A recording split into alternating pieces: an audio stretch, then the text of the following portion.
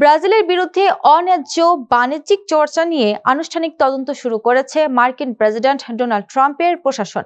বিবিসির এক প্রতিবেদন অনুযায়ী মার্কিন বাণিজ্য প্রতিনিধি দফতরের এক বিবৃতিতে বলা হয়েছে, এই তদন্তে ব্রাজিল সরকারের ডিজিটাল বাণিজ্য, ইলেকট্রনিক পেমেন্ট সেবা, পক্ষপাতমূলক শুল্ক নীতি, দুর্নীতি দমন নীতিতে হস্তক্ষেপ সহ বেশ কিছু বিষয়ে আলোচনায় বসবে। বিবৃতিতে আরো বলা হয়, এসব নীতি অযৌক্তিক বা বৈষম্যমূলক এবং মার্কিন বাণিজ্যের প্রতিবন্ধকতা সৃষ্টি করছে কিনা তা নির্ধারণ করতেই এই তদন্ত করা হচ্ছে।